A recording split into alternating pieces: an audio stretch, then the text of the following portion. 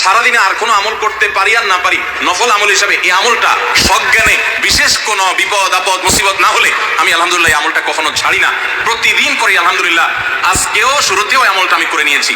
আপনারা সবাই আমলটা করবেন তো ইনশাআল্লাহ। কোরআনে কারীমের শেষ 3টি সূরা, এই সূরাগুলো আয়তনে অনেক ছোট ছোট। সূরা ইখলাস, যেটাকে আমরা কুল হুয়াল্লাহ সূরা বলি, সূরা ফালাক এবং সূরা নাস, এই 3টি সূরা হলো গোটা কোরআনে যত বিশেষ ফজিলতপূর্ণ, বিশেষ মর্যাদাপূর্ণ সূরা আছে তার মধ্যে থেকে অন্যতম। এই 3টি সূরার মর্যাদা অনেক বেশি।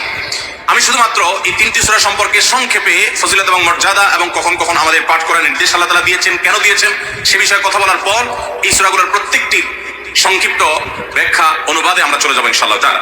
সম্মানিত উপস্থিতি, সূরা ইখলাস, সূরা ফালাক, সূরা নাস, সূরা কুল হুয়াল্লাহ, সূরা কুল আউযু বিরাব্বিল ফালাক, সূরা কুল আউযু বিরাব্বিন নাস, এগুলা যার যার মুখস্থ আছে একটু হাত তোলেন সবাই। মাশাআল্লাহ, তার মানে আমাদের সবার মুখস্থ আছে। হাত নামায়েন না, হাত উঠায় রাখেন। আল্লাহ আপনি আমাদের সবাইকে এই 3 সূরার সারমর্ম, এর মর্যাদা, এর ফজিলত, এর নির্দেশ, এর বার্তা, এটা আমাদের সবাইকে গ্রহণ করার, অনুধাবন করার, উপলব্ধি করার, মেনে চলার তৌফিক দান করুন। এবার হাত নামান।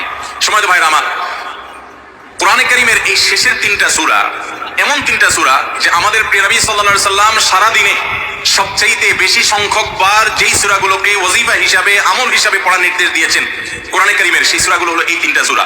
এই 3টা সূরা দিনে এবং রাতে যত বেশি সংখ্যক বার পাঠ করতে হয়, অন্য কোন সূরা, এমনকি অন্য কোন দোয়া এত বেশি সংখ্যক বার পাঠের নির্দেশ কোরআনে অথবা হাদিসে কোথাও দেওয়া হয় নাই। তাহলে এই 3টা সূরার মর্যাদা, এর কি মর্তবা, এর কি বৈশিষ্ট্য, এর কি মাহাত্ম্য আছে সেটা বুঝবার জন্য আর কিছু প্রয়োজন নাই। এই একটি কথা যথেষ্ট যে দিন এবং রাত 24 ঘন্টার ভিতরে কোরআনে কারীমের এই শেষ 3টা সূরা, সূরা ইখলাস, সূরা ফালাক, সূরা নাস, এগুলোকে যত বেশি সংখ্যক বার নবী সাল্লাল্লাহু আলাইহি ওয়াসাল্লাম পড়ার নির্দেশ দিয়েছেন, তিনি নিজে পাঠ করতেন, এত বেশি সংখ্যক বার অন্য আর কোন দোয়া, আর কোন সূরা, আর কোন আয়াত, আর কোনো কিছু পাঠ করার নির্দেশ আমাদেরকে কোরআন হাদিস দেয় নাই। এখান থেকে এই 3টার সূরা যে আল্লাহর কাছে কত গুরুত্বপূর্ণ, নবী সাল্লাল্লাহু আলাইহি ওয়াসাল্লামের কাছে কত গুরুত্বপূর্ণ যে রিপিটেডলি এত বেশি সংখ্যক বার পাঠ করার নির্দেশ দেওয়া হয়েছে, এটা পরিষ্কারভাবে বোঝা যায় কি যায় না বলেন? সম্মানিত ভাইরা আমার, সূরা ইখলাস, সূরা ফালাক, সূরা নাস, এই 3 সূরা দিন এবং রাত সব মিলিয়ে আমাদের প্রিয় নবী সাল্লাল্লাহু আলাইহি ওয়াসাল্লাম 3 জায়গায় তিনি 3 সময় এই সূরাগুলো পাঠ করতেন। একটা হলো সকাল এবং সন্ধ্যায়। সকাল এবং সন্ধ্যায় নবী করিম সাল্লাল্লাহু আলাইহি ওয়াসাল্লাম 3 কুল পড়তেন। এটাকে সংক্ষেপে বলা হয় 3 কুল। যেহেতু 3 সূরা শুরুতে কুল শব্দটা আছে, এজন্য সংক্ষেপে বলা হয় 3 কুল। এই 3 কুল ইখলাস, ফালাক, নাস, এই শেষের 3টা সূরা কোরআনের, এই 3টা সূরাকে আমাদের প্রিয় নবী সাল্লাল্লাহু আলাইহি ওয়াসাল্লাম সকাল সন্ধ্যায় পড়তেন। একটা টাইম পাইলাম, কোন টাইমে পড়তেন? সকাল এবং সন্ধ্যায়। সকাল এবং সন্ধ্যার পাশাপাশি তিনি রাতে ঘুমানোর আগে আবার পড়তেন। তাহলে 2টা টাইম পাইলাম। আরেকটা টাইম হলো 5 ওয়াক্ত নামাজের পরেও তিনি পাঠ করতেন। তাহলে কয় টাইম হলো? 3 টাইম।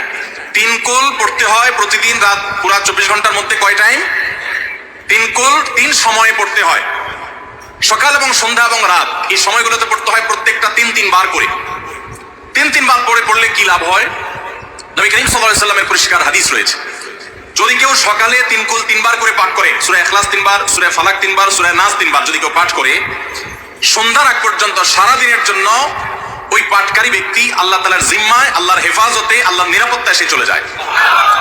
যত প্রকার অনিষ্ট আছে, ক্ষতি আছে, দৃশ্যমান ক্ষতি, অদৃশ্যমান ক্ষতি, সব ধরনের ক্ষয়ক্ষতি থেকে এবং আকস্মিক বিপদ থেকে, মুসিবত থেকে আল্লাহ রাব্বুল আলামিন ওই ব্যক্তিকে হেফাজত করেন, যে ব্যক্তি ইয়াকিনের সাথে, ঈমানের সাথে, দৃঢ়তার সাথে আল্লাহ তাআলার কাছে প্রার্থনা করে এই সূরাটা সকালে 3 বার পাঠ করে। একইভাবে যে ব্যক্তি সন্ধ্যায় পাঠ করে, মাগরিবের আগে বা পরে, আসরের পর থেকে নিয়ে মাগরিবের আগে কিংবা এশার আগ পর্যন্ত পুরো সময়ের ভিতরে যদি কেউ এই 3 কুল 3 বার